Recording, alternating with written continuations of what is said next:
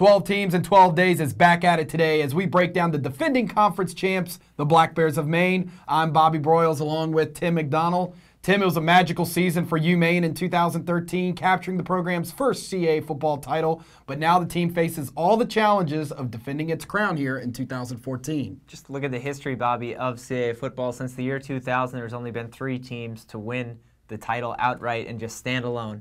Maine is one of them, Towson, and UMass in 2006. So that just shows how strong this league has been in terms of people just standing alone at the top. I've never seen a team like Maine last year that was so underrated coming in and just took care of business. I mean, people look at their season last year.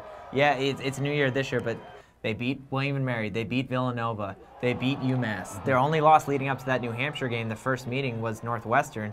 Just an absolutely magical season. Again, turn the clocks, flip a switch, whatever you want to say. It's a new year. Still, they're going to have to replace some key components like quarterbacks, but I still think, they got some young guys. And again, I think Coach Cosgrove loves it. They're flying under the radar. Picked 7th, Bob. That's a slap in the face to me. Yeah. If you're picked 7th after winning CAA football, again, like you said, target's on the back now. Things change. Here is what Maine head coach Jack Cosgrove had to say about the challenges his program faces in 2014. But this offseason has been one where we're trying to develop and grow a very inexperienced group now, because we lost 18 seniors and 14 of them had significant roles in our success last year. That's a tough number to replace. But we've done it before. We're going to attempt to do it again.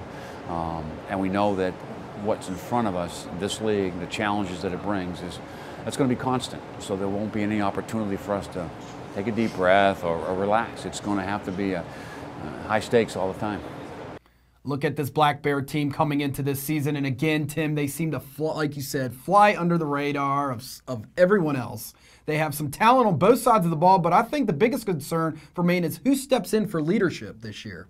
Marcus Washaleski, the quarterback, is gone. A couple of other guys are gone. Michael Cole is gone on defense, so I think the question on Maine is, guys stepped up last year when they needed it, but like you said, can they step up to be leaders? Christoph Malumba Shimanga is a guy who CAA Rookie Defender of the Year.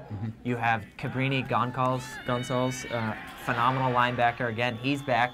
I think Maine defensively wasn't an issue last year. They were 3rd in scoring defense last year, 3rd in total defense. I think a lot of people don't realize that.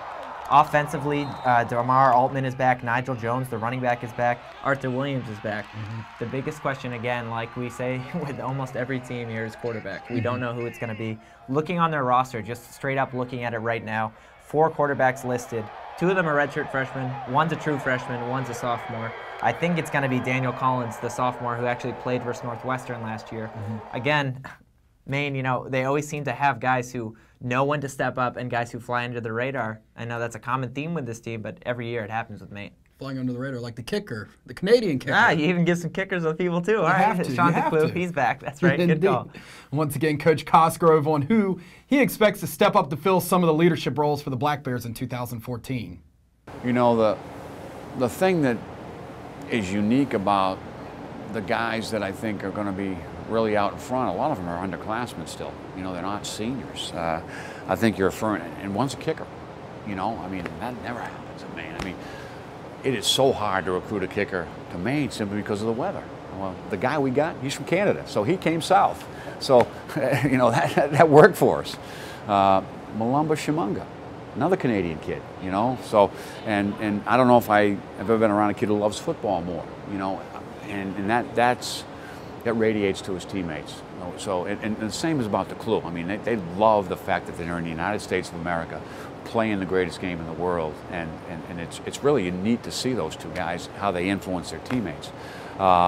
We've got some good players. We like everybody, but we also have the biggest challenge that a football program can have, bringing in a new quarterback.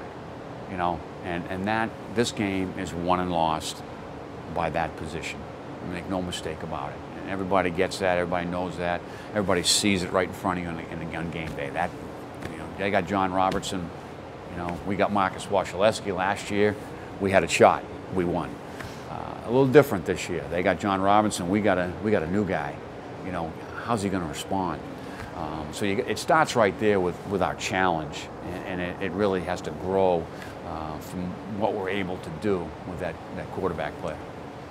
So like we said, a couple of players from the neighbors to the north look to pave the way for Maine this season. You look at their 2014 schedule, and we are quick to circle the last game of the year. It's the battle for the musket this season, and it's going to be in front of a national audience as New Hampshire visits Orono to take on Maine on the NBC Sports Network November 22nd. You know, sitting back here a year ago, we didn't think much of that game at all, but look how it turned out. And every year it seems, whether it's New Hampshire battling for a playoff spot or whether it's Maine battling for a playoff spot, the implications every year, whoever takes on the musket. I know it's been a little bit favored towards UNH in past years, that it's always going to be a great game. And it's great for CAA football to have this game on national television.